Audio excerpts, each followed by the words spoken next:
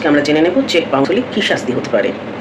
যিনি চেক লিখে দিচ্ছেন, চেকে সই করছেন এবং চেকে অ্যামাউন্ট লিখছেন, সেই চেক যদি ইনসাফিসিয়েন্সি অফ ফান্ড এই গ্রাউন্ডে বাউন্স করে যায় তাহলে ধরা যাবে তিনি অফেন্স করেছেন under section 138 of NI act 1881 এবং এই অপরাধ যদি তার এগেনস্টে প্রমাণিত হয়ে যায় আদালতে বিচার প্রক্রিয়ার সময়, তাহলে তার শাস্তি হতে পারে। কী শাস্তি হতে পারে? এক্ষেত্রে শাস্তির বিধান হয়েছে দুরকম, জেল এবং জরিমানা।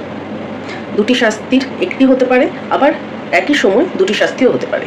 জেল কতদিন হতে পারে? জেল হতে পারে 2 বছর সময় পর্যন্ত।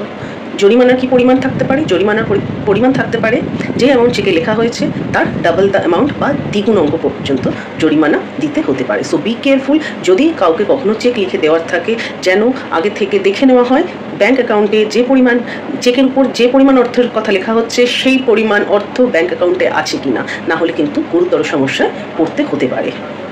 নমস্কার, ধন্যবাদ।